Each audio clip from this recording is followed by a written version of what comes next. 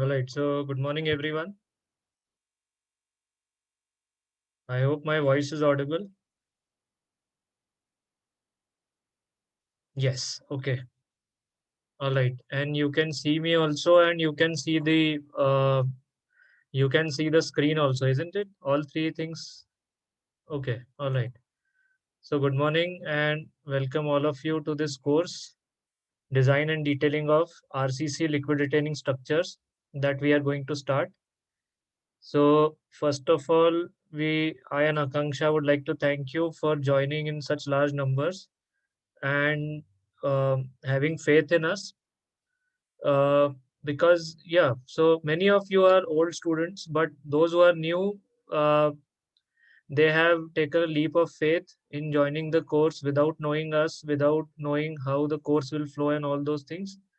So thank you for that, and we will ensure, or I can assure you that this course would be a worthwhile experience for all of you.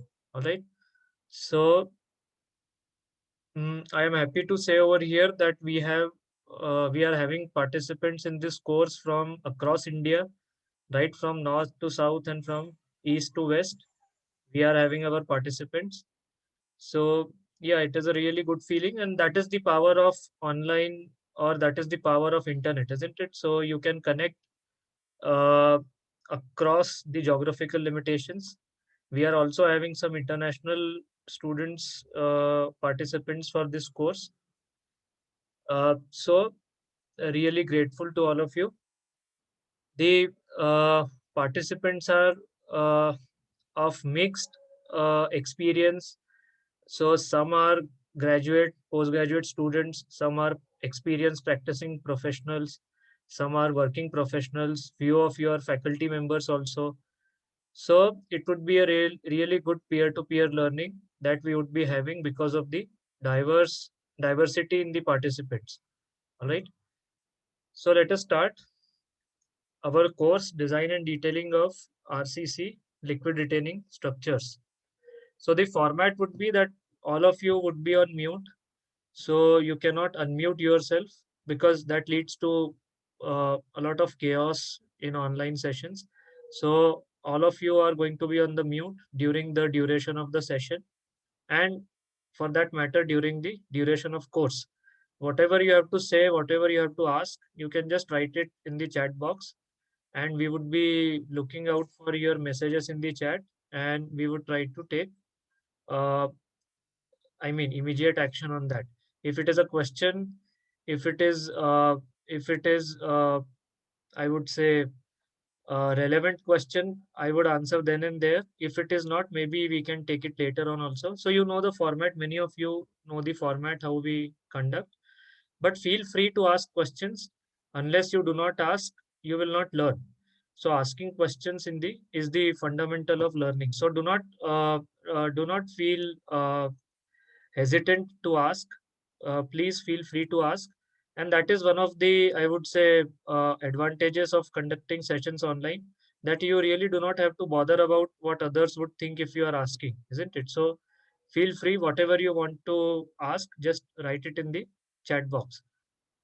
Okay, correct. So let us start then.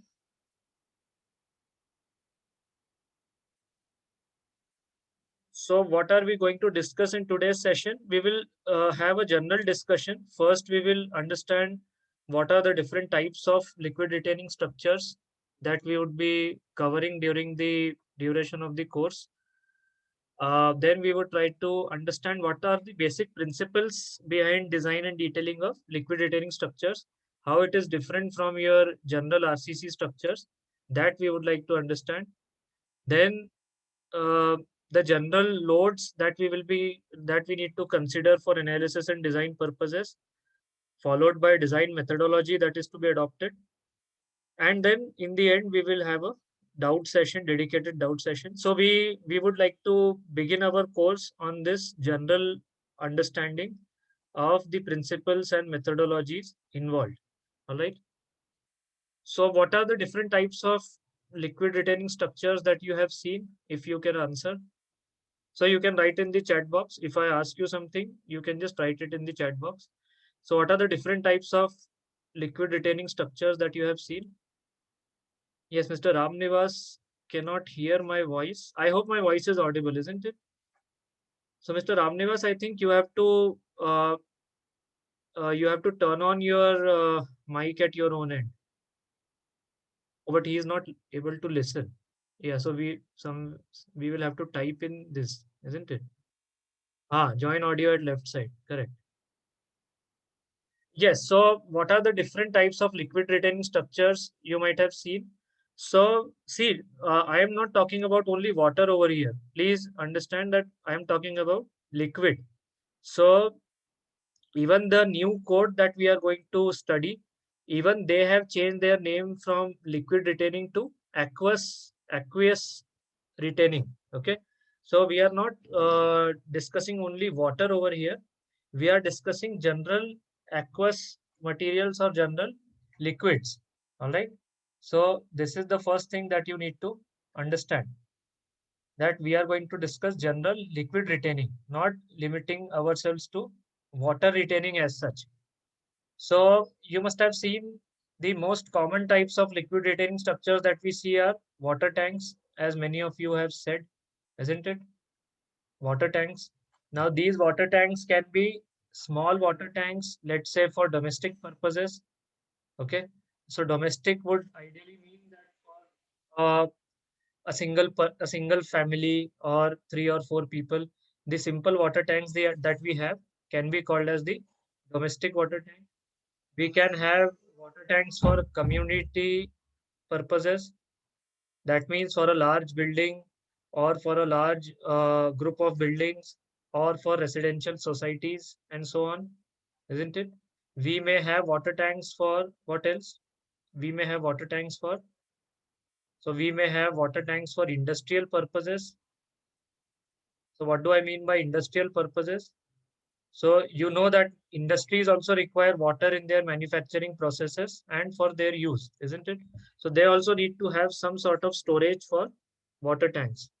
Sorry, they also need to have some storage for their water. So for industrial purposes also, there will be requirement of water tanks. Where else do you find water tanks? Yes, anyone? Hello. Treatment. Uh, Treatment we will come later. I will say in water supply schemes, you find lot of water retaining structures and water tanks. Water supply scheme. What do we mean by water supply schemes or water supply projects? So you know that many of the Indian cities, they bring their water from some river, or they might bring their water from some lake, or they might bring their water from some faraway place. So uh, they have to build a complete water supply scheme for that, isn't it? So even in those water supply schemes, you need some reservoirs where you have to store your water. So water tanks need to be built over there also. All right. For example, I don't know. So you might be knowing for your own city from where they are bringing drinking water, isn't it? For example, if I talk about my city, Indore, so we bring our water from River Narmada.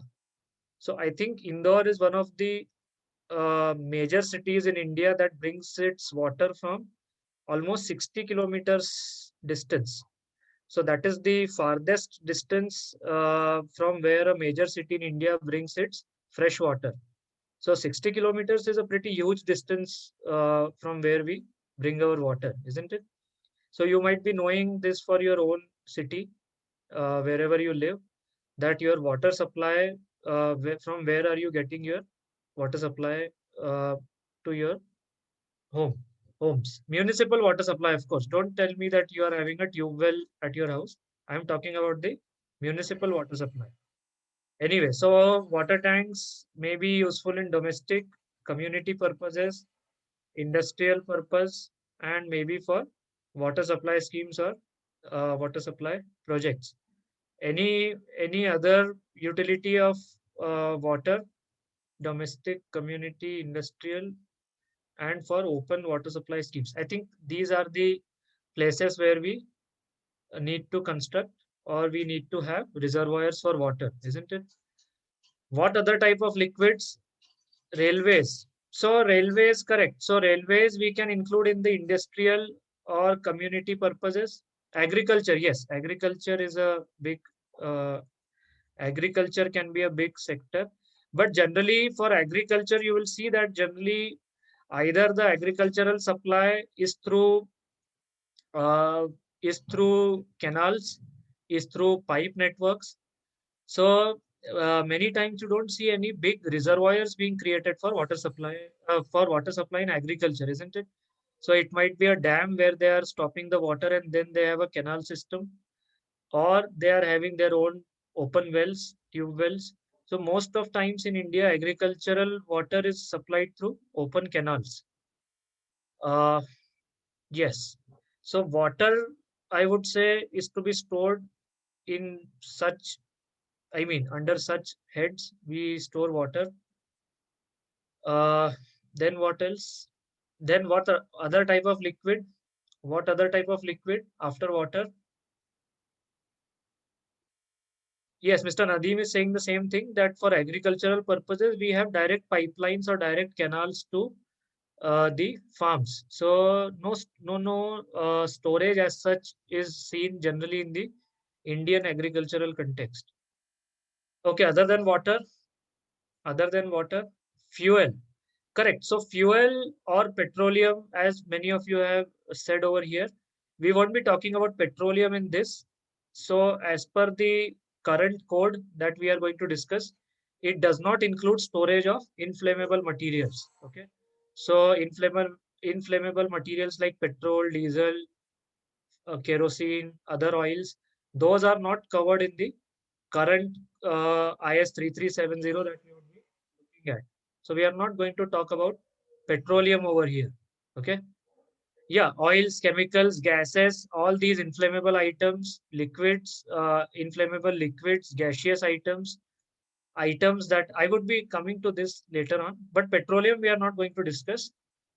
What other than liquid, other than water, what other liquid you might have seen? Sewage, correct.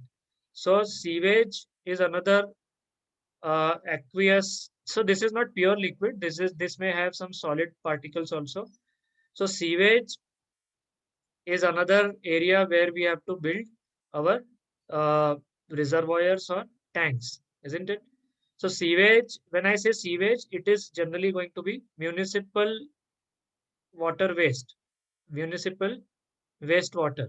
Okay. So municipal wastewater means water from our wastewater from our house. You could say wastewater from shops, commercial places, grey water, which we can say grey water or wastewater, that is going to be considered as sewage. All right. Unfortunately, in India, in many of our big cities, we don't have a segregation for rainfall runoff water, isn't it? Generally, our rainfall runoff also goes and mixes in the sewage lines. You must have seen this or observed this in your own cities also. So we do not have dedicated lines for rainfall runoff. So our rainfall runoff goes into our sewage, and that unnecessarily adds to the volume of sewage to be treated. Okay. So in Indore right now, if I talk about Indore, they are making dedicated separate lines for sewage.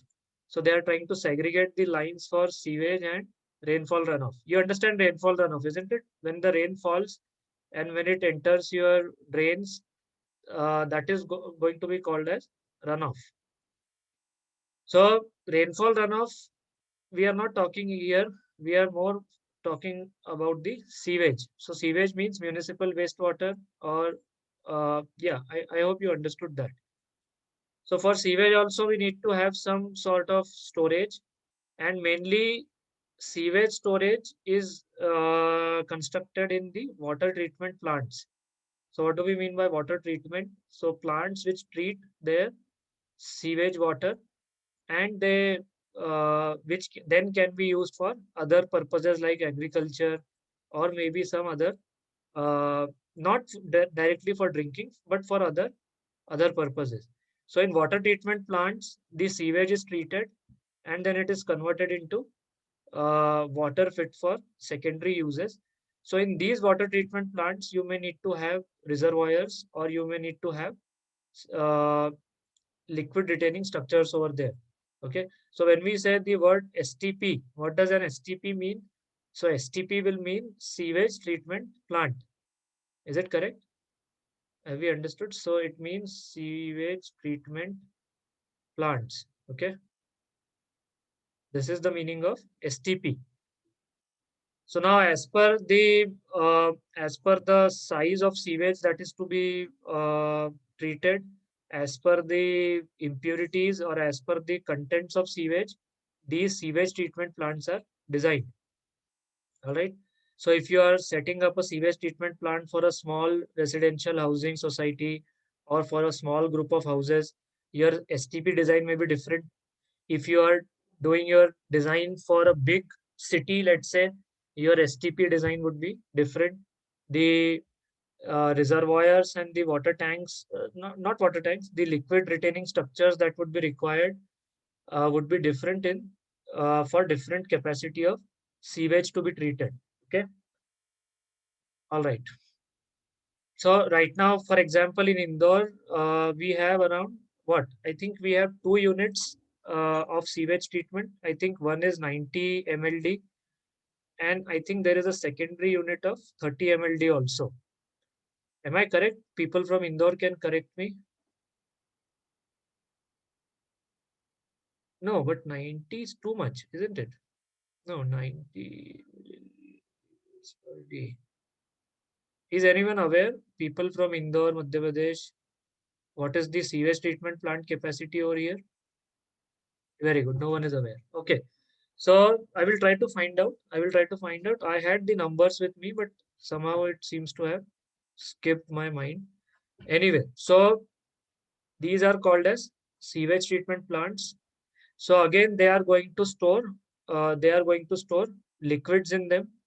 All right. Uh, okay. If I ask you okay, this question I will ask you later.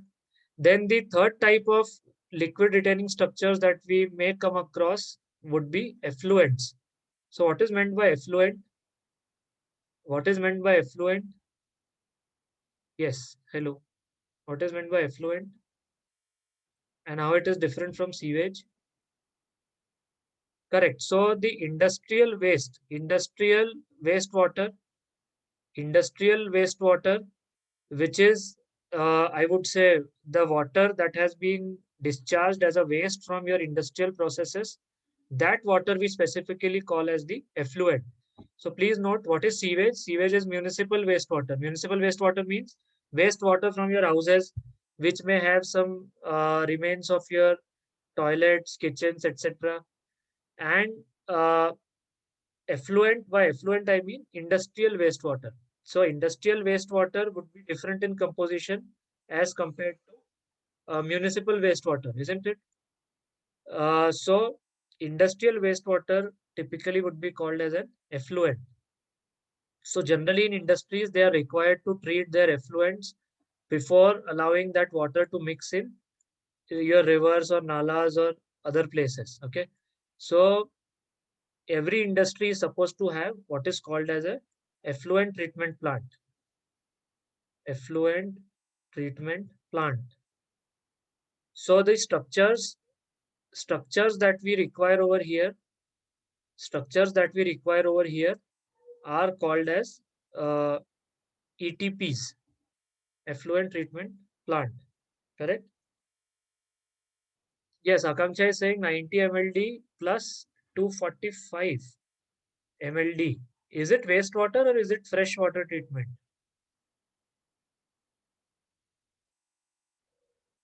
Yes, I'm not very sure about this. Whether in Indore this capacity is for fresh water or for wastewater. I mean, sewage treatment or water treatment, I'm not very sure. Akanksha is saying 90 plus 245, 335. This is sewage. Okay. So sewage treatment capacity, she has confirmed this is in Indore, it is MLD. MLD, many of you might be aware, MLD means million liters per day. All right. So this is the capacity for sewage treatment that we have in Indore. Similarly, you can try to find out in your own cities also that what is the sewage treatment capacities that you have back at your place. Anyway, so coming back, so effluent will necessarily mean that they are supposed to be industrial waste. All right. So how effluent is going to be different from sewage? So effluent may contain your harmful chemicals, harmful uh, suspended solids. Effluent may contain like effluent may contain heavy minerals also. So those things may not be found in sewage. So the treatment process is entirely different for effluent and for sewage. So on the basis of which industry this effluent is from, accordingly, effluent treatment plants are designed. Okay. So if you remember when we used to study our environmental engineering, we used to see all these things, isn't it?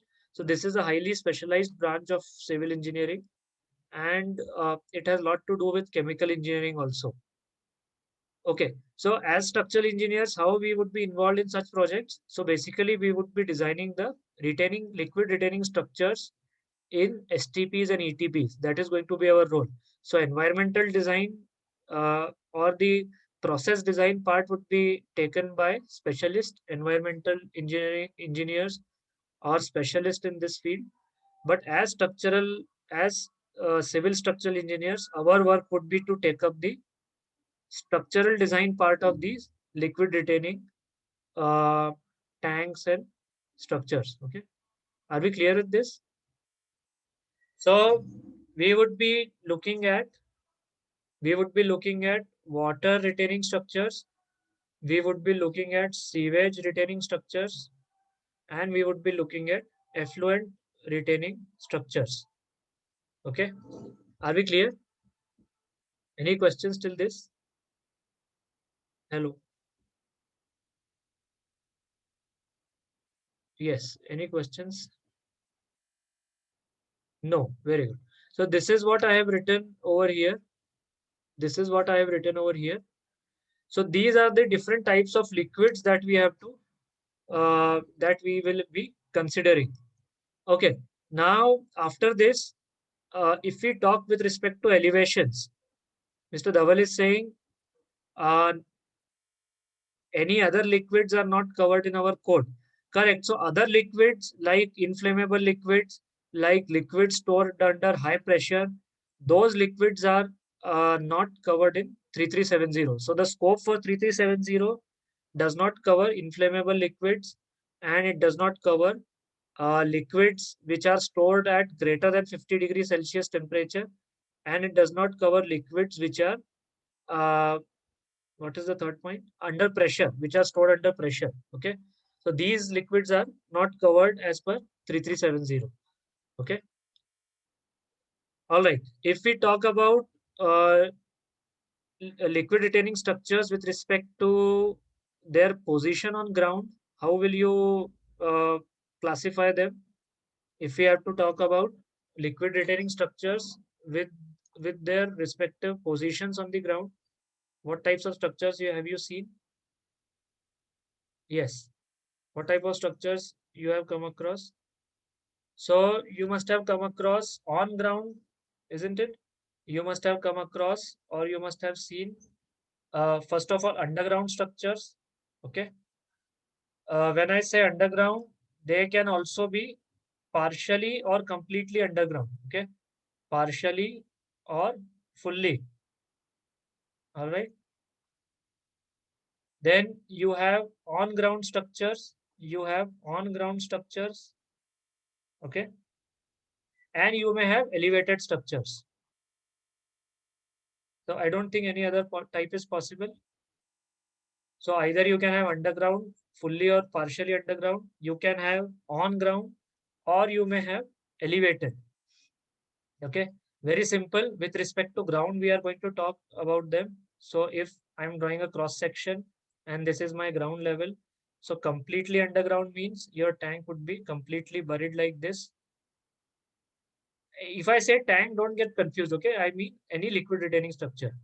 So if this is my liquid retaining structure, which is completely buried inside. And let's say this is my water level. So this type of structure can be called as completely underground. You may have some partially underground structures like these. Okay, these would be called as partially underground or partially overground, you can call them. So this is the ground level, this is the water level maybe. Okay, you may have completely on ground structures. So ground is like this and your complete structure is over this. All right, these will be called as completely overground. And you may have your elevated structures. So elevated means they are not just above ground, but they are at some elevation. The water is at some elevation. So you might be raising it to a certain height and your tank would be like this. So this is very basic, isn't it? So please mind my drawing. It is not very good. So these would be, and then of course you would be having some stuff structure for it. So these are overhead or elevated. These are underground. These are partially underground and these are on ground. Okay. I hope there is nothing much to discuss in this, isn't it? Now, how do we decide when which type of configuration is to be adopted? How do we decide it? Yes. How do we decide when which type of configuration is to be adopted? Yes. Anyone? How do we decide when an underground tank has to be created, when partially underground tank has to be created, when overground is to be created? Correct. So if we try to discuss it, yeah, there are many answers that people are giving. Correct. So first thing, if I say the first important thing would be what? The most important thing would be what? So I would say the most important uh, is the head requirement, isn't it? That is the first question that you have to ask. What is the head requirement of your retaining structure? What do I mean by head requirement? What do I mean by head requirement? So head require, see, generally you must understand that our uh, there are mainly two types of liquid retaining structures that you come across, isn't it? So one type of structure is purely for storage purposes, isn't it? One type of structure will generally be only for storage purpose. The other type of structure would be for supply purposes. Okay. So some supply, and third type would be maybe for treatment. So some structures, some liquid retaining structures are just there to store water. So it is a dead storage that we want to create. Okay. So that water would be stored inside those structures. Some liquid retaining structures we would be creating for to be used in supply. So let's say from point A to B, we want to supply our water. There would be some structures that we would be creating in between for this supply process. And as I told you, some structures would be for treatment purposes. So those structures would be used for treating the water. All right. Now, when I talk about head means the water level with respect to, I would say, ground. Okay. Now, most of times you will see, sorry, not water level, I would say liquid level. So most of the times you would see that the liquid, if it is used in supply or if it is used in treatment purposes, or even if it is stored for storage purposes, it is some way or the other linked to the head requirement or water pressure requirement, isn't it? Because generally we like that your supply or your treatment or even your storage, it should work under the principles of gravity, isn't it? So we do not want any mechanical or electrical systems to supply these waters or to supply the liquids in treatment or even for other purposes. So what we generally require that gravity should play a part, and under gravity, all these things should happen. Is this clear? So when we say that we want under gravity, all these things should happen. So water head or head requirement becomes very important for us. Are we clear with this? So head requirement would be one of the most important criteria for deciding uh, which type of liquid retaining structure we are going to build. Whether we are going to go for completely underground or partially underground or elevated, all those things. One of the important criteria would be the head requirement or pressure requirement. Okay. All right. What would be the second criteria? So second criteria, of course, would be the space requirement or space availability, as many of you have written. Space available. I will explain you all these things. Just wait. So second criteria would be space availability. What is the space available for you? Okay. What else? Other than space availability? Mr. Vijay is saying cost. So cost, you can say cost, but it generally may not be a very determining factor. I'm not saying it will not be determining factor, but it will not be a determining factor in your uh, in deciding whether you have to go for underground or above ground or on ground. In that, cost may not be one of the prime concerns for you. Then other points which have been given are as per MEP requirement and architectural planning. Yeah, so you can say MEP requirements or architectural planning requirements. Correct. This may be more valid for our houses where we have a small underground tank for storage of water, isn't it? Architectural requirements. What else? MEP means mechanical, electrical, plumbing. MEP means mechanical, electrical, and plumbing. Okay, right. What else? So head requirement, space availability, cost, number of families. Mr. Tejas is saying, see, number of family will decide the size. Right now, I'm not talking about the size. I'm talking about the configuration of liquid retaining structure to be adopted. Whether we want to go for underground or overground or above ground, those things I'm talking about right now. Yeah. What else? Okay. So if we try to discuss all these things just quickly one by one. So head requirement is okay. Whether head requirement would be important in underground tanks that we provide in our houses or that you may see in your buildings. Whether head requirement is important over there. Yes. Do you think head requirement is important in our own houses or in our in residential societies where we live? So in there, the underground water tanks head requirement is not important, isn't it? Why? Because from some water supply scheme, isn't it? From water supply scheme, we are getting that water. We are storing that water in some underground tanks at our homes or in our buildings. Okay. And from underground tank, generally what we do, we pump that water. Generally, we pump that water to some overhead tanks. Okay. And through that overhead tank under gravity that water flows into our plumbing lines, isn't it? Are we clear with this? Yes. Is this clear? So this is the general sequence. So we have some water supply scheme, or we may be taking it from tube well or some open well, whatever. So first you would like to collect it to some underground tank. Now someone may ask, why do we need to have underground tank? Why cannot we directly take this water and pump it and store it in the overhead tanks? Why can't we do that?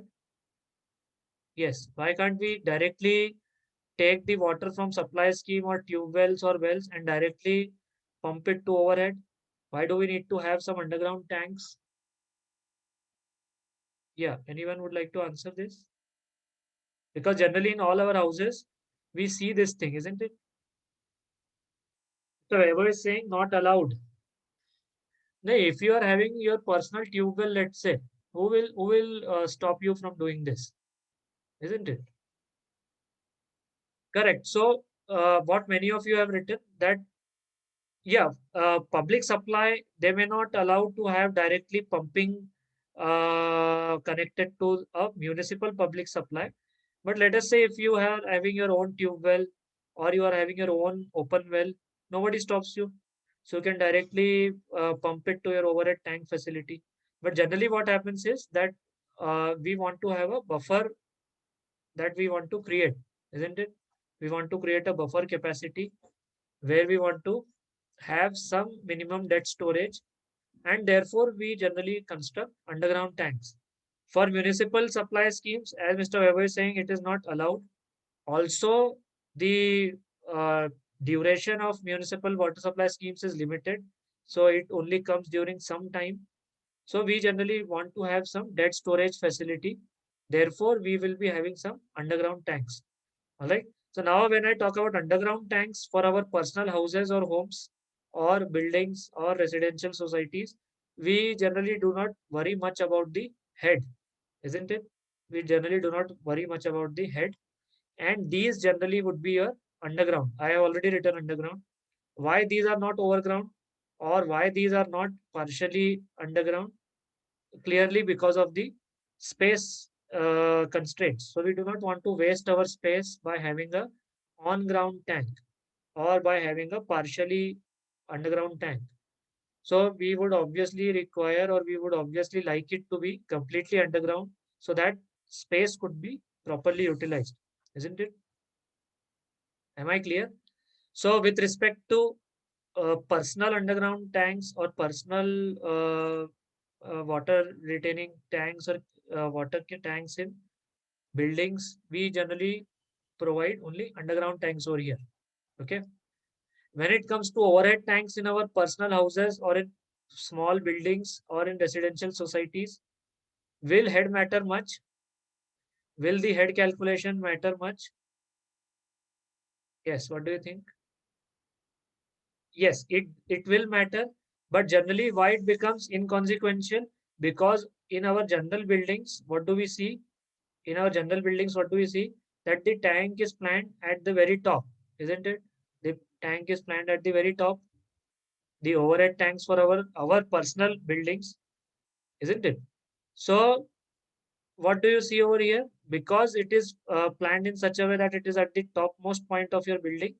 Generally, the gravity flow is sufficient to carry that water to all the floors in your building, isn't it? So we don't worry. We don't have to worry much about the head for water tanks that we build in our houses or in our buildings. Are we clear with this? Because remember, this water we are getting from where? This water we are getting from some underground tank and we are pumping it to our overhead tank. Remember this thing. All right. So we really need not worry about it. Is this understood? Okay. All right. Mr. Nitin is saying we can play with pipe diameter and maintain pressure. Yeah, you can do that. You can do that. And see, anyway, you are providing that water tank at the topmost point of your building, isn't it? So under gravity, anyway, that water is supposed to flow downwards and with a good amount of pressure also. And as you said, as Mr. Nitin is saying, that we can, of course, then change the pipe dia to maintain the uh, pressure that we want at the ends. Right. So to summarize, when we are talking about our personal tanks or home supply schemes, we really need not worry about the underground tank levels, or we really need not worry about the overhead tank levels and heads. All right. So generally, in our just to summarize, in our personal houses, we would be having two types of tanks. One would be the underground tank for storage, then we would be pumping it, and then we would be having overhead tanks. Clear? So these are simple, nothing much with this.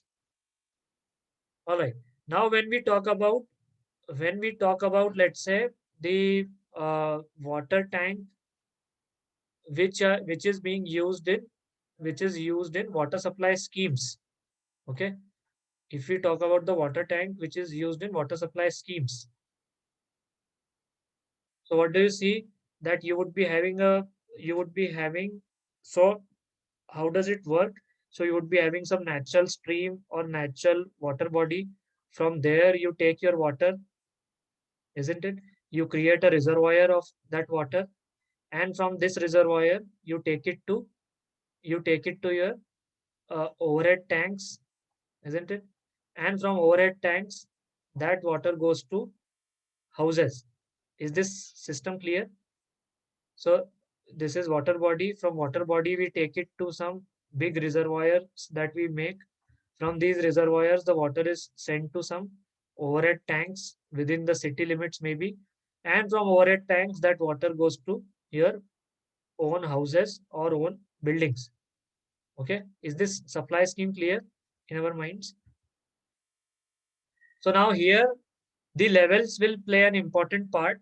Here the levels will play an important part, and the levels for this reservoir or the level for these overhead tanks that you see in cities, those would be decided as per the pressure requirement.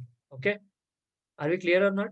So here the levels will be playing an important part. So the head requirement becomes important over here. So if I talk about Indore, what do we do is that in Indore there is a uh, what we do that our as I told you, we bring our water from river Narmada.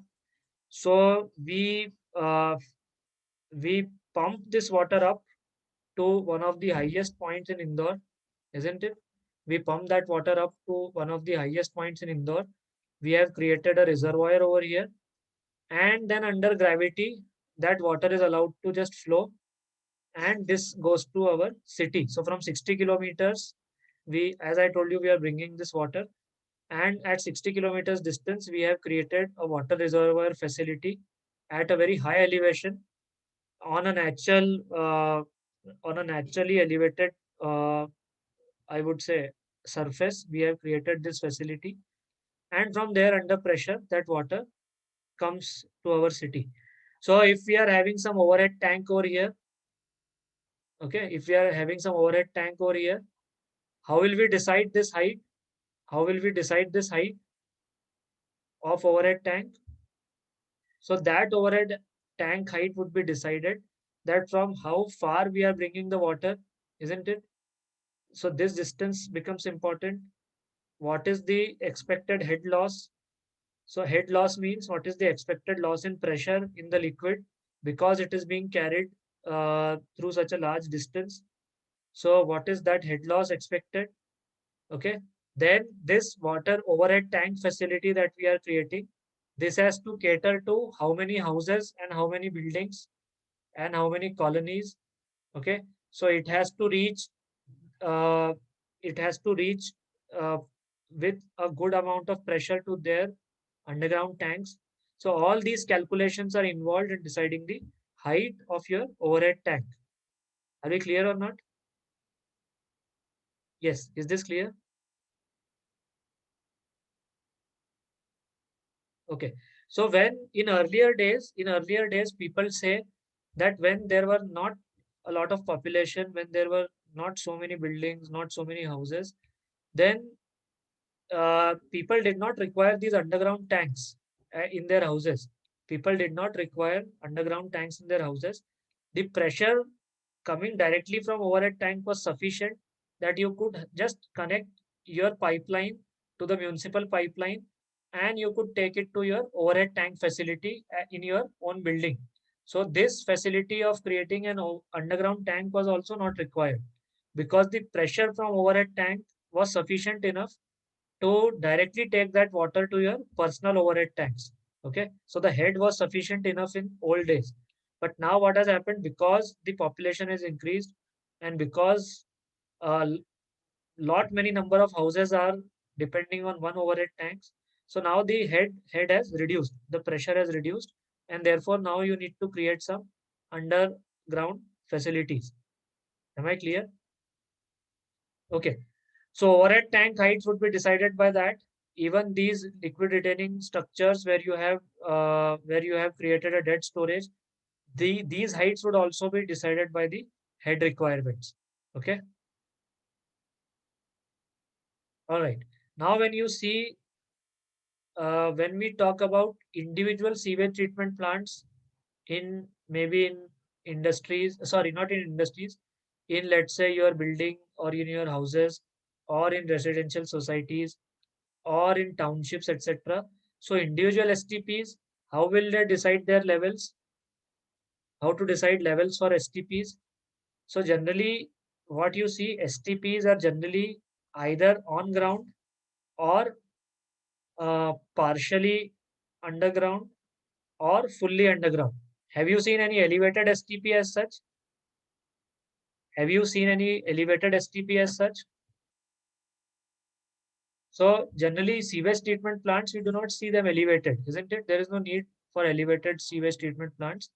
Generally, STPs would be on ground, on ground, partially underground or completely underground.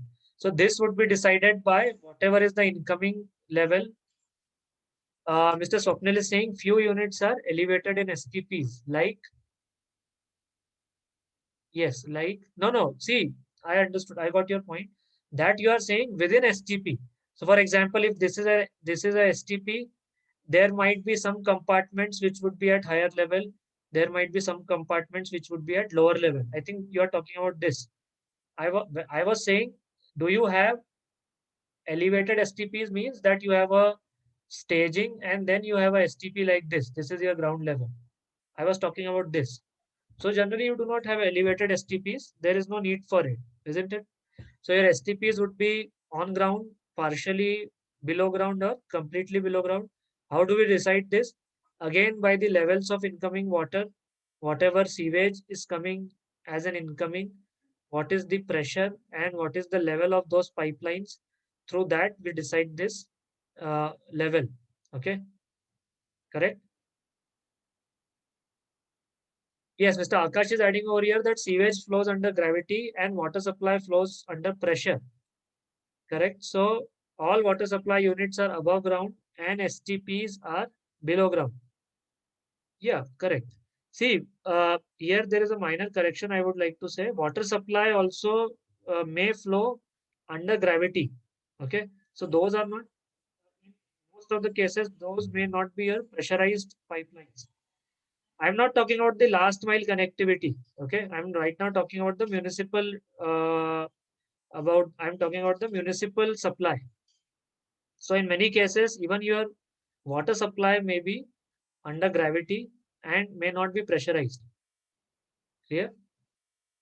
In some cases, yes, it is pressurized, but in some cases, it may not be pressurized also. But sewage surely flows. Uh, Sewage, yeah, I think what you are saying under pressure means that you are in water supply schemes, your pipeline is full. Pipeline runs full, isn't it? I think that's what you are trying to say, Mr. Akash. So in water supply schemes, yes, your pipeline runs full water supply.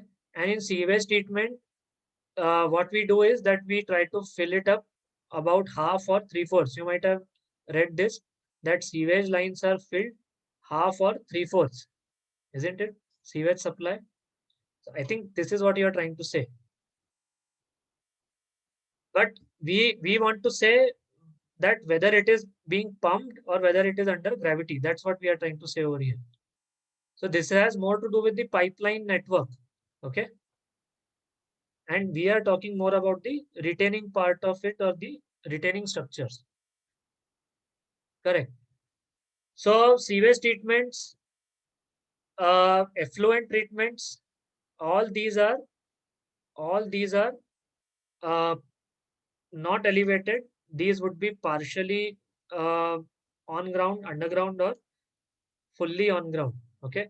And for these, to decide the levels of effluent treatment plants or sewage treatment plants, you have to look to the dependent systems. Okay. For example, In effluent treatment, the effluent would be coming from some industrial processes. So whatever is the discharge level, whatever is the discharge pressure of that effluent, accordingly you will be deciding your levels. Correct? So that is how you would be looking at it. Are we clear? So just to summarize, your fresh water tanks may be elevated, may be underground, may be partially underground. When we talk about effluents and individual STPs or STPs, they will not be elevated. They will only be underground or on ground or partially. Okay.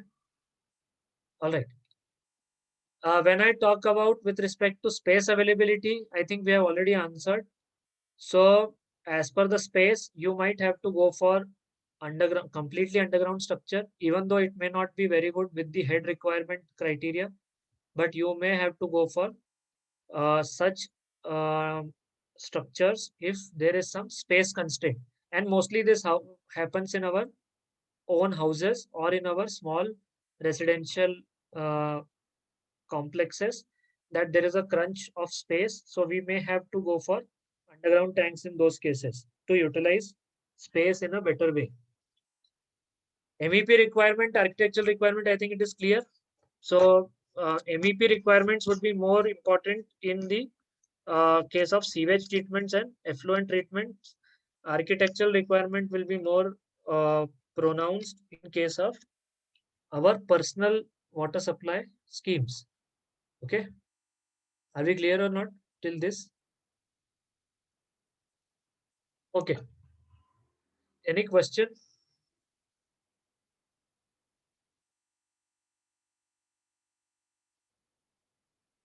All right. Now, how to decide the size of these tanks? How to decide the size? Yes. Mr. Dhawan is asking why that's so. MEP is considered in sewage treatment plant. See, MEP means mechanical, electrical, plumbing. So directly, maybe in STP, mechanical is not involved. Environmental engineering is involved. So here I would just modify MEP to maybe mechanical, environmental, and plumbing. Okay. Maybe I will modify this to mechanical requirements, environmental requirements, and plumbing requirements. All right. So it is more to do with environmental engineering and those parts of engineering that decide what should be the levels of sewage treatment plants. All right. Okay. Now, how to decide the sizes? How to decide the sizes of your liquid retaining structures? Yes, very quickly. How to decide the sizes of your liquid retaining structures? So generally, these are an input for us for the structural engineers.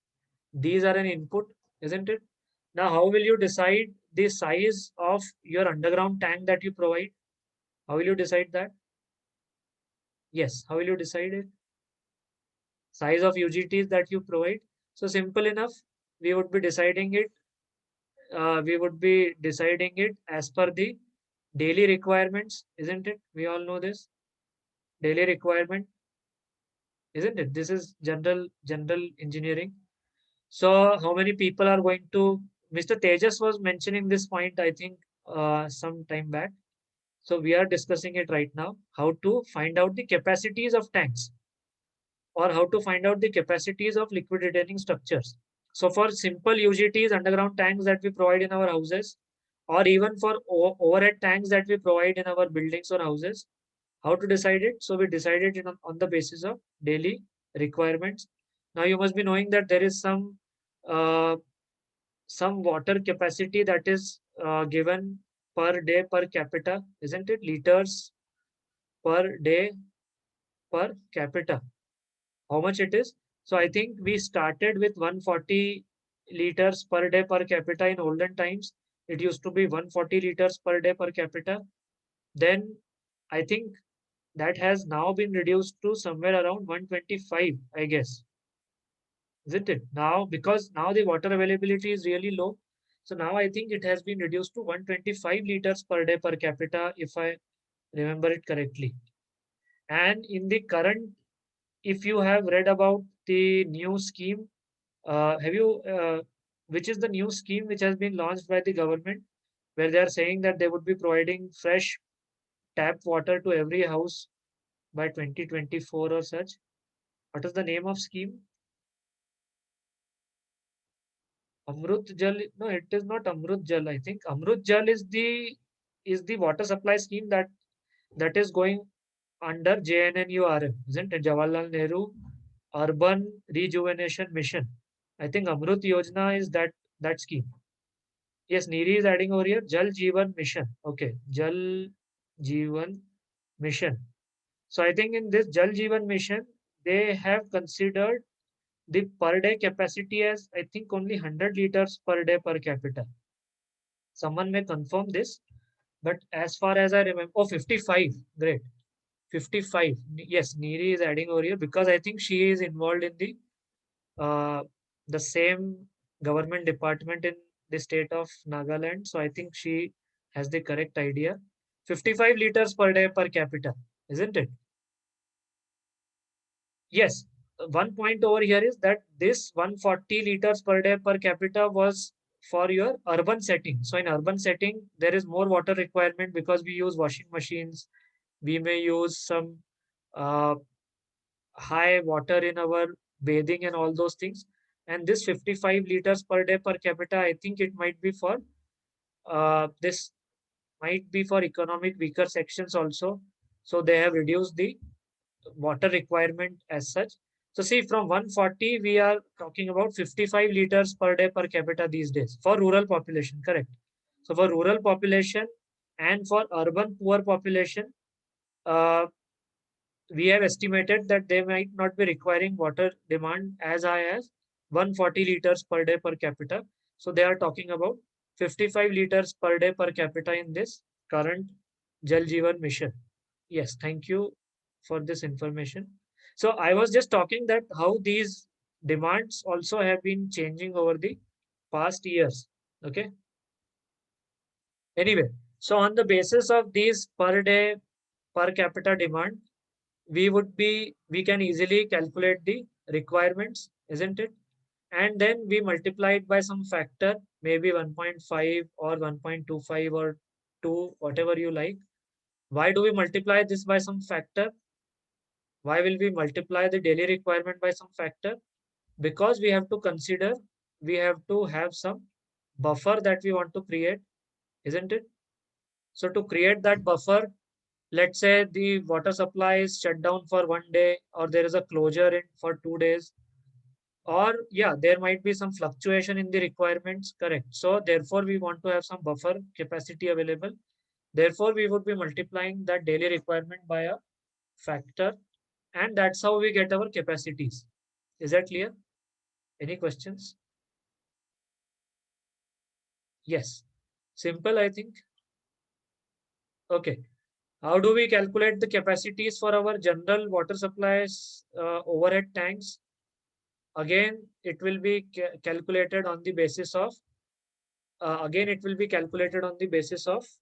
the population that is it has to serve. Okay. So whatever population your water supply scheme overhead tanks have to serve, accordingly we would be calculating their capacities. All right. So they might be typically of 2 lakh liters, 5 lakh liters, 3 lakh liters. So that will vary from place to place. Okay. Correct. Fire demand also we will include. Mr. Somil is adding an important point.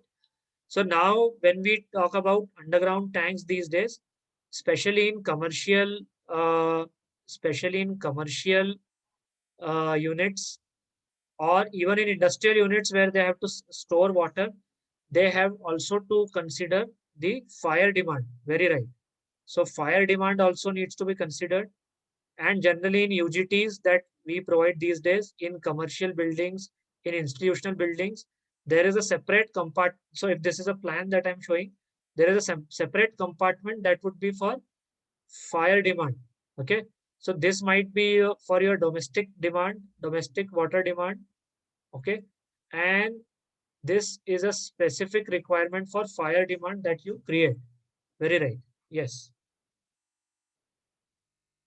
Yeah, theft and losses, all those things will be coming under the buffer that we are taking. That all those things, wastages, head losses, leakages, all those things would be coming anyway under the buffer that we take. All right. Even in your water supply schemes, correct. Even in your water supply schemes, all the thefts, possible losses, those would be those two are to be considered under the buffer. Very good. What else? Now, if we have to consider or calculate the capacities of sewage treatment plants, how will you do that? Sewage treatment plants. So it is simple. You would be again sort of estimating how much sewage is going to be produced, isn't it?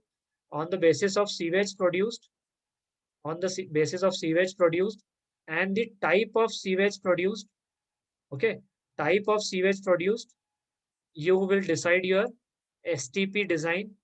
The STP design is finalized, all right, and then on the basis of whatever STP design has been finalized, you will know the capacities of your individual sections. Okay, correct. So this has more to do with the environmental engineering people. So they have a clear idea. This sewage also varies from your, I mean, place to place. So for example, if rainfall runoff is getting mixed in sewage, the composition of sewage changes, isn't it? So your normal sewage treatment processes may not be very effective for such cases where there is a high rainfall runoff mixed with it. So then you may have to modify your systems and processes. Correct. So it will all depend on the composition of sewage treatment. It will also depend on how much volume of sewage we are expecting. Okay. So all those things will be deciding the sizes of STP plants that are required. So this has more to do with environmental design. So for us, civil structural engineers, we would be getting what? So we would directly be getting the sizes as an input for us. So if I show this as a plan, we would directly be getting some sizes and the individual compartments for our design. Clear? Is this clear? Okay. The same is true for effluent treatment plants also. So as I told you, on the basis of which industry the effluent is coming from, uh, that will govern what type of effluent treatment process we need. Okay, and whatever volume of effluent is being generated, whatever amount of or whatever volume of effluent is being generated, that will basically decide that what type of system is to be adopted. And then again, those will be done by specialist engineers, not we people, because we are not trained to do that. So on that basis, then we would be getting as an input, we directly would be getting some tank sizes and their respective volumes. Okay, is this clear? So ETP and STP design is to be left to specialist engineers, those who are trained to do this. We cannot do this. This is a specialist work. But as a general civil structural engineer, we can very well estimate the tank capacities for our personal UGTs or personal OHTs, or for UGTs and OHTs of small buildings. For fresh water, we can do this, not for ETPs, STPs. Okay, is this clear? All right. So when we discuss during this course, when we discuss things during this course, what we would be doing, that we would be taking the sizes of all these liquid retaining structures as an input. Okay. So for us, the sizes of liquid retaining structures, levels and sizes would be an input for us. Is it clear or not? So we would not be discussing how to reach at this size, because that truly speaking, that is actually out of our scope. Are we clear with this? Hello. Any questions till this point? Clear. Very good. Simple. This is just simple civil engineering that we are discussing, isn't it? Okay. So if I go back, so this was all what we had to discuss in this first slide. So if you see this first slide, this was what we have discussed. Okay. And what we have, Mr. Akash is saying swimming pool is another liquid retaining structure which is used. Correct. So you will see swimming pools are another type of liquid retaining structures. Very good. And when we complete our course, you will see that you will find those to be one of the simplest type of liquid retaining structures that you come across. Okay. But yes, you are right. So generally speaking, swimming pools would be on ground, isn't it? Sorry, not on ground, below ground. Generally, swimming pools are going to be below ground. All right. But if you see, because we were in IIT Roorkee, so in our case, in IIT Roorkee, they had constructed swimming pool on ground uh, with fill on all sides. So it is a really wonderful swimming pool. If you see, if you ever have a chance to visit IIT Roorkee, you can see that it is on ground. It is not underground swimming pool that you generally see at all places. It is a on ground swimming pool. Yeah. Anyway, Mr. Atif is saying, but functionally, it is not suitable to call swimming pool as water retaining. Okay, let us understand this point. Just a couple of slides afterwards. When to call any structure water retaining? Okay, all right. So yes, what else I wanted to tell you? One more point. Mr. Tejas is asking, are we going to understand commercial steel retaining structures for oil and gas? No. Okay.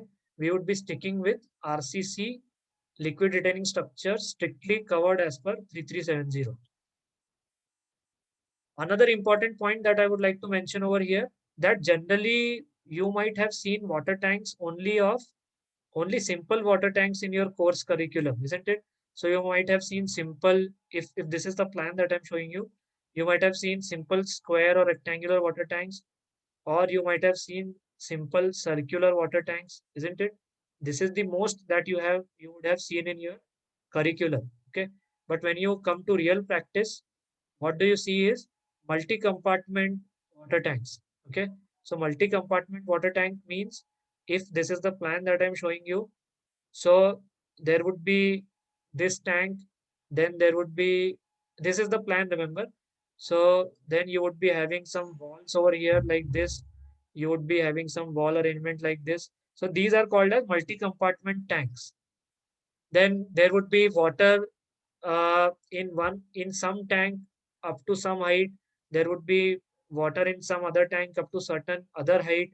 So there are, I would say, complex situations that you have in your real life real life tanks. Okay, so we would be covering all these types of tanks because those may not be generally covered in your regular coursework. Okay, so multi-compartment tanks, what you see in real life, we would be covering in our courseworks in detail. Okay, that was just a point that I wanted to tell you. So this was all about first slide.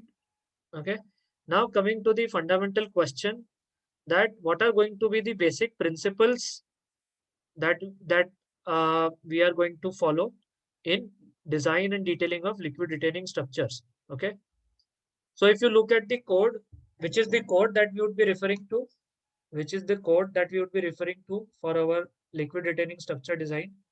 So we would be referring to what is called as IS 3370. Okay. It has four parts: one, two, three, and four. Now, how does IS 3370 define liquid retaining structures? So it defines liquid retaining structures as structures which are able to maintain hydraulic gradient by allowing negligible liquid to permeate through it. So this definition I have directly taken from the code. So it says that liquid retaining means they are able to maintain hydraulic gradient. Hydraulic gradient means whatever pressure of the liquid is inside them, they are able to maintain it, allowing negligible liquid to permeate. Okay, so they do not allow liquid to permeate through it. Of course, there will be some liquid that would be seeping through, or there will be some minor leakages. You cannot have a 100% leak proof RCC structure, but that is going to be negligible. Okay, and please remember that they are able to maintain the hydraulic gradient. So whatever is the pressure of liquid, your liquid retaining structure is capable of maintaining that hydraulic gradient of the stored liquid. Okay, so this is how the IS 3370 defines liquid retaining structures. Are we clear with this definition? Yes. Are we clear with this definition or not? Okay. So, Mr. Atif, when we talk about swimming pools, if I'm talking about swimming pools, if we strictly go by this definition, if we strictly go by this definition, okay, what is the meaning of hydraulic gradient? Hydraulic gradient means, let's say this is some liquid retaining structure. There is some liquid inside it. Okay. Generally for liquid, this is how we show liquid. Okay. This is the liquid level. What does hydraulic gradient means? So hydraulic gradient means that right now this is the height of water or height of liquid that is filled inside it. Okay. So naturally, because of this filled liquid, there would be some pressure. There would be some pressure. Okay. There would be some uh, pressure in the gravity direction. There would be some pressure in the lateral direction also. So hydraulic gradient means that whether your structure is able to maintain this pressure, or whether due to leakages, this pressure reduces because the level reduces. Understood? So when I say hydraulic gradient, it means that whether it is able to maintain this pressure of the liquid inside the structure. Is this hydraulic gradient term clear? Yes. Is this term clear to all of us? All right.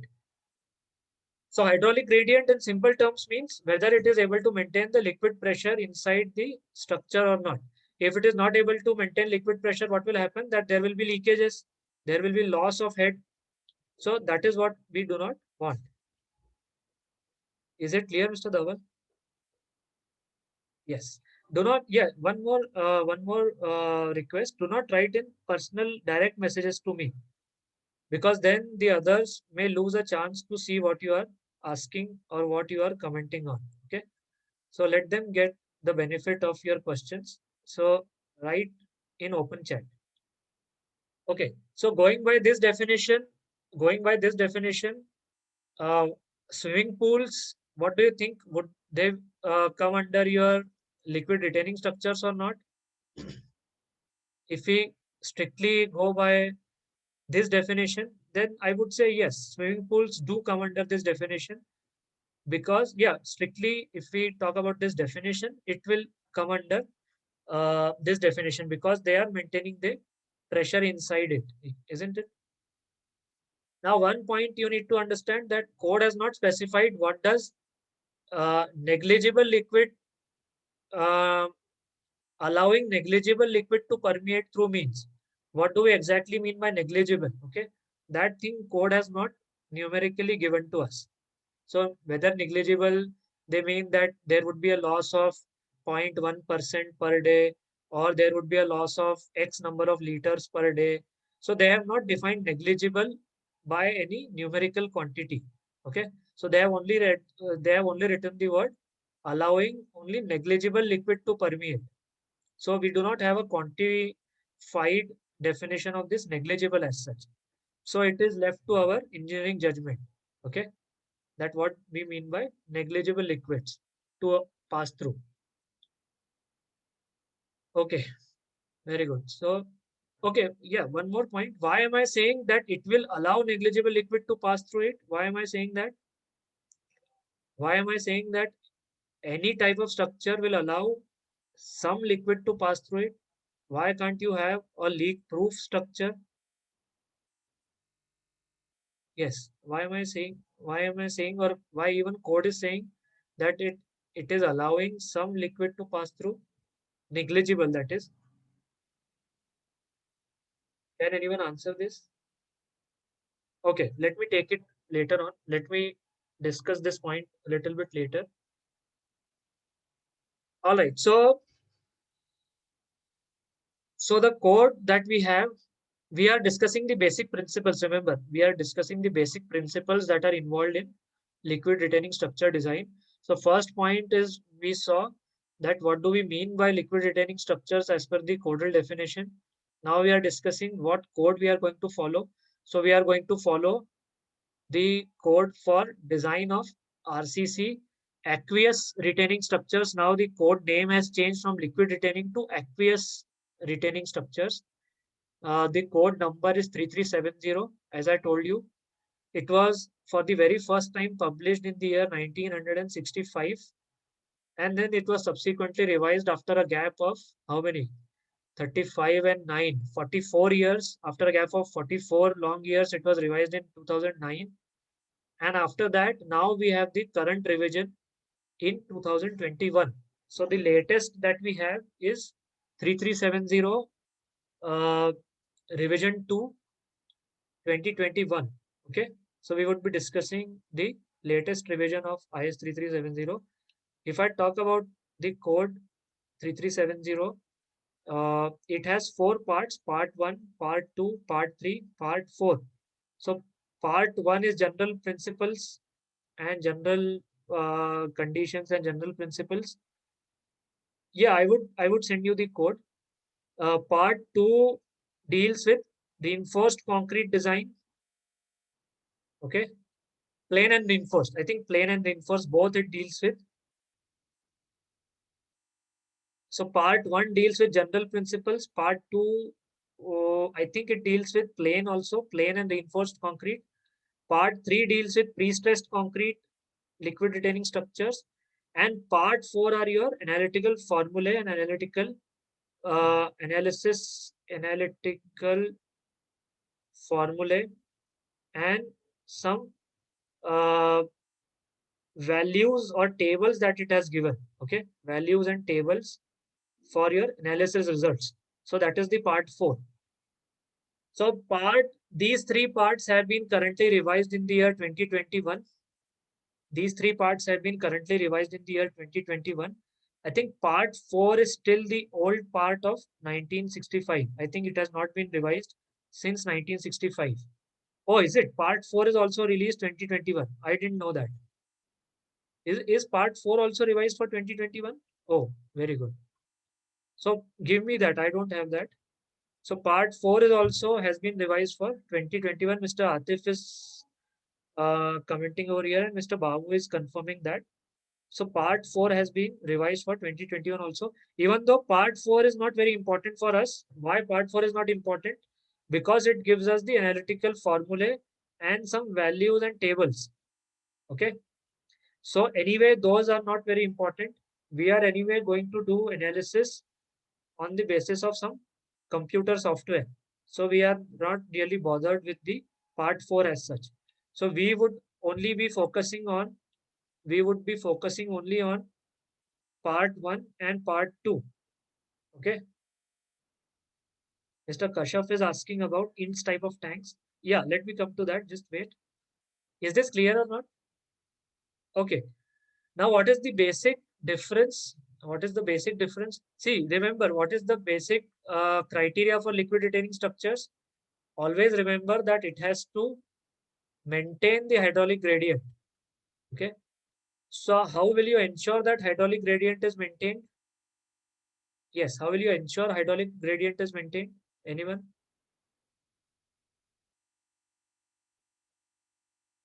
Yeah, I have written here. See, I have written in this slide that part 1 covers. Yeah, another important point. We would be these 3370 series of codes deals only with liquids that are stored below 50 degrees Celsius. Okay.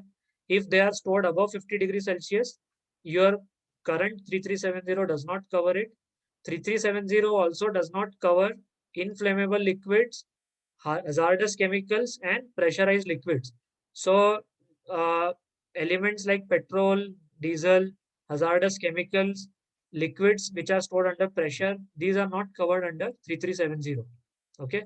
And liquids that are stored above 50 degrees Celsius, that are also not covered in 3370. Okay. Mr. Babu is asking, are there any other codes for these criteria? Yeah, there must be. There must be other codes. I'm not very sure about the code numbers. But inflammable liquids, generally like petroleum products, they are generally stored in steel tanks as such. So we do not like to have RCC tanks for them. Generally, they would be stored in steel tanks. But yeah, there would be some codes dedicated for them. I'm not aware of their numbers. Okay. All right. Remember, the basic criteria for liquid retaining structure is what? What is the basic criteria for liquid retaining structures? As I told you, it is to maintain the hydraulic gradient. Okay. How the hydraulic gradient is maintained? By allowing negligible liquid to permeate through it. So how will you ensure this thing? How will you ensure this thing? How will you ensure that hydraulic gradient is maintained? And how will you ensure that negligible liquid permeates through? Yes. How will you ensure it? Anyone? So we will ensure it. We will ensure it by by ensuring low permeability, isn't it? How do we ensure low permeability? Low permeability, we will be able to ensure. Okay, just another thing. So we want to ensure low permeability, and we also want to ensure durability. Why do we want to ensure durability? Please understand, why do we want to ensure durability? So we want to ensure durability because, yes, anyone? So durability, or why this is necessary? This is necessary because we have a constant liquid that is retained, isn't it? A liquid that is retained against our RCC elements. All right. So liquid is retained against RCC elements. Now, if durability is not ensured, if long lasting performance is not ensured, what will happen? That because this liquid is retained for against our RCC elements, it will lead to corrosion of reinforcement. We are most worried about the corrosion of reinforcement. Okay. If these liquids are aggressive in nature, if these liquids are aggressive in nature, they may also lead to problems of your, they may also affect, or they may also have problems with our concrete, isn't it? So if your liquid, let's say, has some chlorides or sulfate contents, it will lead to problems with your concrete also. It will react with your concrete in an undesirable way. It will also lead to corrosion of your reinforcement. And once corrosion happens, then you know that is like a cancer that spreads inside your structure, and that leads to long-term problems in your structure. So durability, maintaining durability is very important. This durability, in a way, of course, is related to permeability itself. Okay, so permeability itself decides the durability. All right. So the main word over here, or the main concept over here, which we need to understand, is permeability. So all in all, our design will depend on this factor, that how we are able to ensure low permeability of our structure, and in turn, how we are able to ensure durable RCC structures. Okay. Now, permeability directly is linked with what? As some of you have written in the chat, how permeability is directly linked to. So, permeability is directly linked to cracks. Okay. Permeability is directly linked to cracks. Understood? So, we have to design our structures in such a way that we have to minimize the cracks, or we have to limit our cracks. Okay. Now, another important term over here is limiting. Can we uh, can we completely, I would say, eliminate cracks? Can we eliminate cracks in RCC structures? Yes, what do you think? Can we eliminate cracks? No. So there will be some cracks. There has to be some cracks, isn't it? For proper load distribution, there has to be some cracks and there will be some cracks. We economically, we cannot design structures that do not undergo cracking. Okay, that is not a economical way of doing things. So we cannot eliminate cracks. But what we can do is that we can minimize and limit our crack widths. All right. So that will be the main important concept to be understood, that we need to somehow limit our cracks. All right. How will we limit our cracks? Okay, limiting cracks ensures low permeability. Low permeability ensures durability. Okay. So all these things are linked with each other. Clear?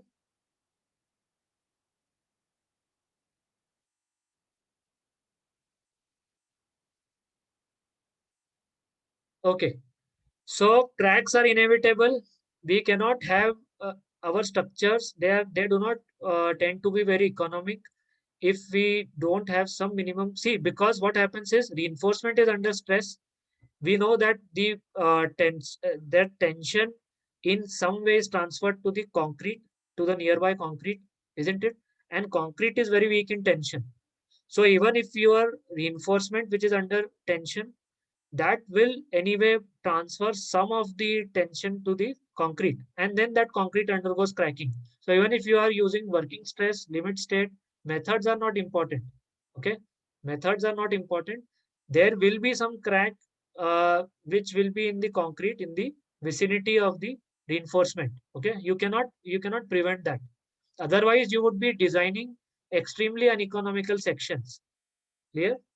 Otherwise, you would be designing extremely uneconomical sections. So any concrete that is in the vicinity of tensile reinforcement, that will undergo some crack uh, as such. Okay, right. Now, so cracks are inevitable. We cannot sort of prevent cracking, but what we desire is that our cracks may be fine cracks and they may be well spread out cracks. So fine cracks means less than 0.1 mm width. Okay. So any crack which is less than 0.1 mm width may be desirable for us. Why that crack is desirable for us? Because that crack has a tendency to fill itself, autogenous. So they are called as autogenous crack. That means if there is a crack which has a width of less than 0.1 mm, it will get filled by. So let's say there is a crack in your concrete. Now if some water fills inside this crack, okay, so this water will dissolve some of the cement slurry and this will automatically fill itself. Okay, so they are auto filling type of cracks. Okay, so those are called as autogenous in nature. Are we clear with this? So what we want is that whatever cracks we are there is going to be in our structure, those may be well spread out, fine cracks that are less than 0.1 mm. Okay, so that is going to be the complete I would say effort of IS 3370 to ensure RCC structures that are having low permeability. Low permeability is ensured by limiting cracks in whatever way it is possible, and low permeability will lead to high durability. Yes, Mr. Tejas is mentioning this point correctly, that how do we reduce or how do we have well spread out fine cracks by providing reinforcements which is closely spaced, reinforcement which is having low stresses in them. Those all things we try to do if we want to minimize the crack widths and if we want to go for well spread out fine cracks. Mr. Akash is saying, are these structural cracks or surface cracks due to construction? Correct. So, see, these cracks may be due to uh, design actions also. These cracks may be due to design actions. These cracks may be due to constructional issues also. Okay. So when you see in the code, when we would be seeing in the code, we would be seeing that code emphasizes on both. Code emphasizes on constructional practices also, which will lead to minimizing cracks. Your code also specifies on design actions also. So the cracks which are created due to design actions like bending moments, shear forces, tension forces, etc. So code emphasizes on cracks due to design actions. Code emphasizes on cracks due to constructional practices also. So at the end of the day, we want that cracks should be as low as possible and as fine nature as possible. Now those cracks may be due to constructional uh, issues. Those may be due to design actions. Okay, good. Yes. Is this point clear? So remember this concept. So when we read IS 3370, when we go through IS 3370, you will find this thing that the entire code is put out in such a way to minimize cracks in our liquid retaining structures. Okay, everywhere you will see that this is the underlying concept. So we want to minimize cracks, we want to increase durability. That is the governing principle. Otherwise, everything else remains the same as 456. See, finally, since we are talking about RCC structure will be designed as per what? RCC structure anyway will be designed as per 456, isn't it? But there are some important clauses that have been included in 3370 with respect to crack control and with respect to increased durability. Okay. So these two factors are additionally included in 3370 2021. Otherwise, everything else remains the same as 456. All right. Is this clear? Yes, very interesting. Right. What else? Yes. Now, how, just to give you a brief, how durability is ensured in code, we will see in 3370. So durability is ensured in the code by maintaining an optimum cement content in concrete. Okay, so the code tells you to have some minimum cement content which is higher than 456. The code tells you to have some minimum grade of concrete which we have to use, and code also tells you to have some optimum cover, optimum concrete clear cover. Remember, I'm not talking about maximum value of cover. I am using the word optimum because we will see that too much cover is also undesirable for us. If we provide unnecessarily thick cover, it is also undesirable in our design. Okay, so that is one point. So durability is ensured by maintaining an optimum cement content and an optimum cover. We also have to think about the resistance to chemicals like chlorides and sulfates, as I told you, because if there are dissolved chlorides and sulfates in your liquids, it is detrimental for your concrete of the RCC. It causes problems. Okay, so that is again what we have to think over, and the 3370 has thought about it. This becomes important. This becomes important when we are talking about ETPs and STPs, especially where the effluent or sewage may have some high contents of dissolved chlorides and sulfates. Okay, so there it becomes important. So durability has to be thought out with these three aspects. All right, and we will see in the codal provisions that these aspects have been covered. Uh, Yes, hold on to your questions. I will just take them at the end. I'm having a look at the questions constantly, but I'm not taking them.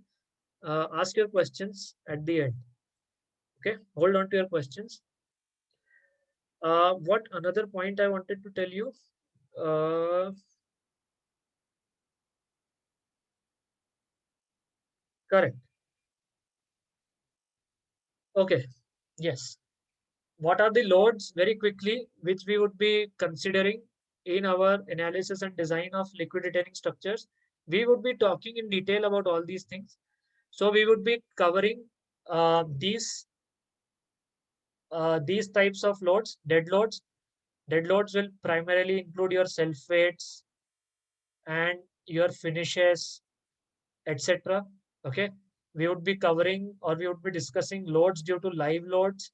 When I say live loads, it basically means loads due to human occupancy or maybe some machinery and equipments. Okay, so we have to design our structures for those loads. We also have to design, of course, our structures for liquid loads, because remember it has to maintain that hydraulic gradient inside the liquid retaining structure. So liquid load has to be properly considered. Earth pressure in cases when your tanks are underground or partially underground, earth pressure has to be looked into. If your water tanks are elevated water tanks, wind load becomes important. Okay, wind load will become important. So we have to look into this also. We would be discussing about wind load using IS 875 Part 3 2015, and we would be discussing about the earthquake loads that we have to discuss.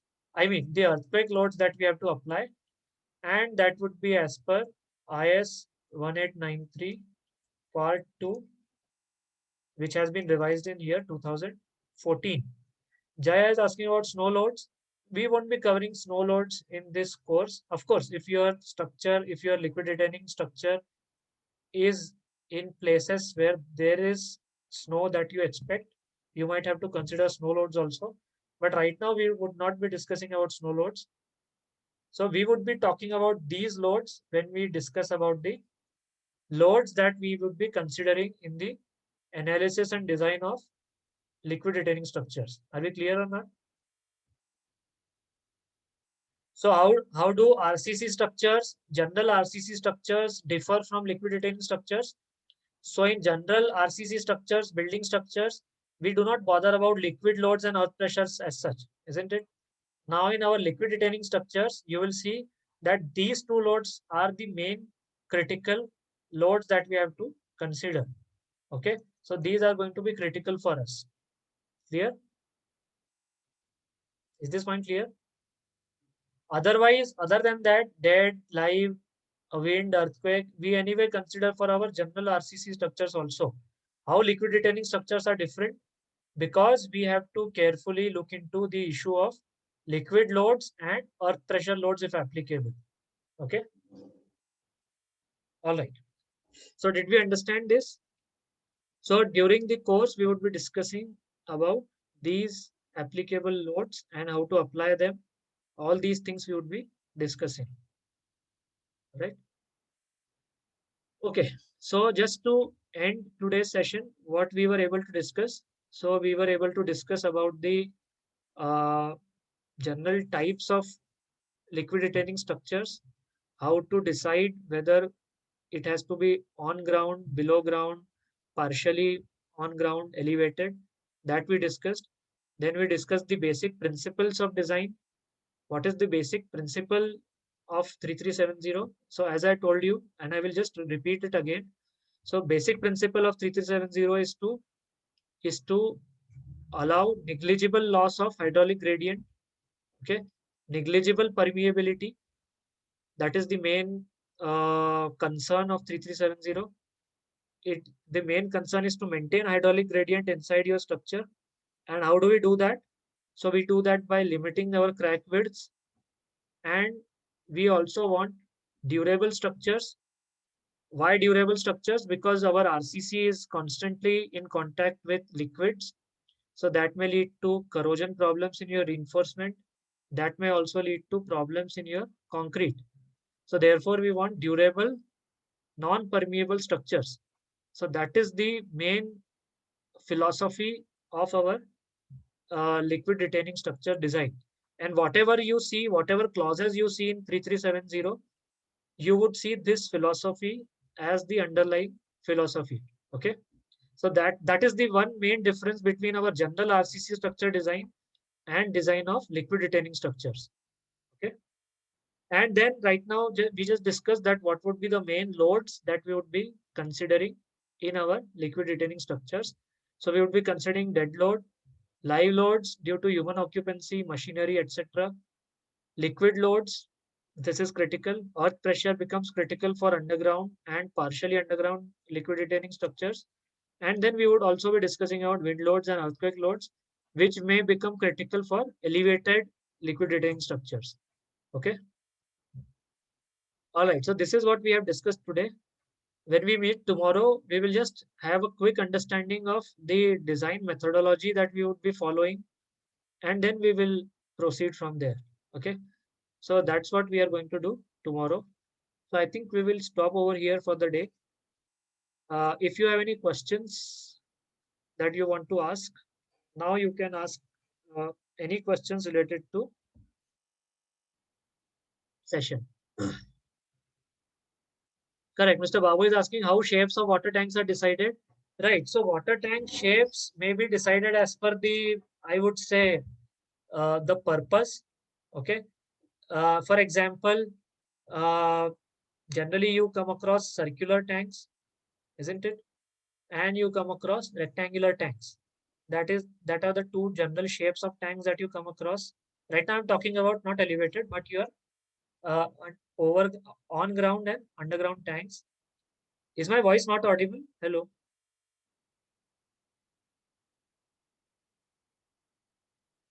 So how these shapes are decided? These shapes may be decided on the basis of these shapes may be decided on the basis of the structural economy that you want to achieve. Okay, structural economy that you want to achieve. Naturally, circular shape becomes economical for large volumes. Yes, as Mr. Atif has also written, for large volumes, circular shape becomes economical because the stresses are in the hoop direction. Okay, so that leads to low amount of bending in your water tank walls, and therefore they become economical for large volumes, circular shapes. You may provide rectangular shapes for your normal general ETPs, STPs, general water tanks. You may provide rectangular shapes also. But when you say large storage tanks, especially in cases of water treatment plants or water supply plants, the large tanks that you see are generally of circular in nature. Okay. So basically, the structural economy, depending on the configuration, that may decide the shape. Other things may purely be the convenience. So maybe a rectangular tank may be convenient to construct. It may be convenient as per the space. So those things may be given preference when you have a problem with convenience. Okay.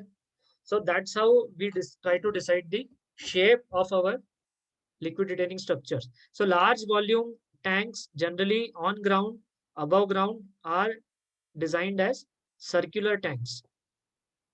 Okay. Yes. The second question Mr. Babu was asking, is there any effect of temperature of retained liquid on the structure to keep 50-degree maximum in code? Yeah, there might be some effect of high temperature liquids on concrete. And see, basically, when you are storing some liquid above 50-degree, maybe that liquid is of some nature which may be detrimental to concrete and which may not be possible to cover in your 3370. So therefore, they may have come up with this limit of 50 degrees C as such. Okay. Mr. Dawal is saying, what happens if water loss is much larger than how to design it? Is there any code? See, what do we mean by larger water loss?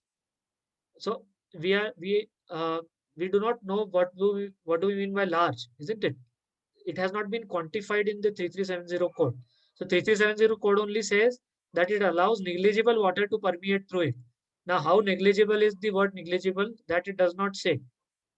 Of course, basically it means that there should not be any major leakage in your liquid retaining structure, isn't it? If there is a leakage, that means it is allowing the water to pass through. If it is allowing the water to pass through, the liquid loads will not be as high as we are considering, isn't it? So then it does not remain as a liquid retaining structure as such.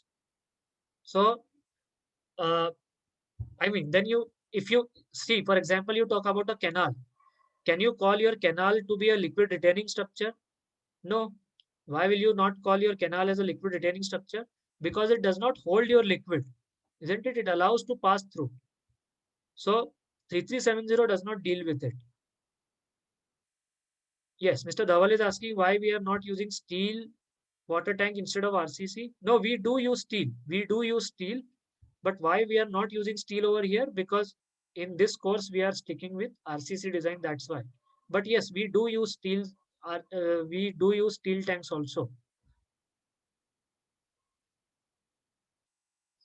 Mr. Ramnivas is saying sometime tank will be empty or sometime it may be full fill. Correct. Sometime the tank may be empty. Sometime the tank may be full also. But how it is related over here, I did not understand. Mr. Babu is commenting negligible meaning conforming. Oh, negligible means conforming to the limits of water tightness test. Okay, but this definition is not given in the code if I correctly assume it. I could not find the definition for negligible in 3370, what it actually means by negligible. Yes. Mr. Sobil is saying variation of loads due to empty and full water tank. Yeah, we would be considering the variation of loads due to empty condition and full water tank condition. Yes, we would be doing that. Of course. Right. What else? Any other question? Okay. So then what do we do it tomorrow? So with tomorrow, we first of all understand what is the basic design methodology that we have to adopt in designing of any RCC liquid retaining structure, and then we will move ahead from there. Okay.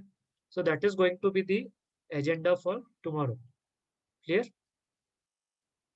Okay. So that's it for today.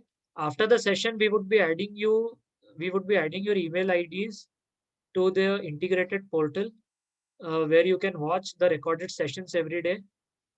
Those recorded sessions will be available during the duration of this course, and they would also be available at least 1 month after the completion of course. Okay. So daily, for example, we finish our session by 10:30.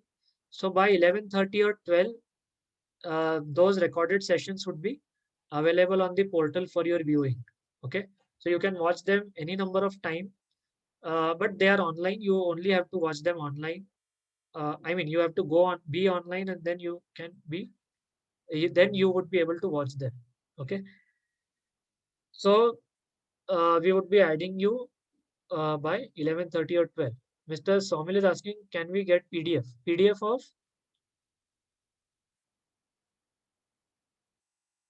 of what?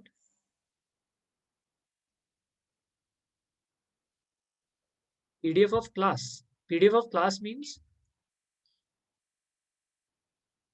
oh, PPT. Oh, you can just take a simple screenshot of it, isn't it? You can just take a simple screenshot. Yeah. Akanksha is asking, okay, Akanksha is asking question posed by one of the participant. I have one question that up to which lectures we can complete elevated water tanks in ETABS. I have to submit project related to this. That's why he is asking. Okay, I think this must be Mr. Shankar Ghosh. He had this uh, project dissertation, which is on the elevated water tanks. We have just started. I will not be able to comment right now that by which lecture number we would be able to complete. But after 25 sessions, we would be able to complete everything. Okay. All right. What else? Okay. So I think that's it. All right. So that's it for today then. Have a good day. And those who are facing the cyclone in their states, be safe. We shall see you tomorrow at 8:30. Okay. Mr. Tejas is saying, are we going to design circular beams? Where do you see circular beams? Circular columns we see, but circular beams, where have you seen?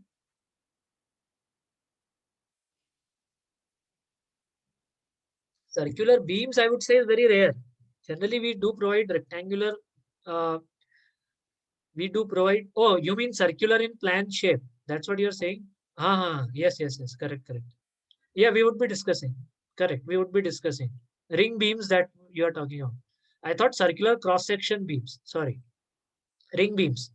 Yes, in elevated water tanks, we will see about ring beams also. All right. So that's it for today. Thank you, and we will see you tomorrow at 8:30. Okay. So stay safe from the cyclone. Those who are in the path of the cyclone. Okay. All right. Bye bye.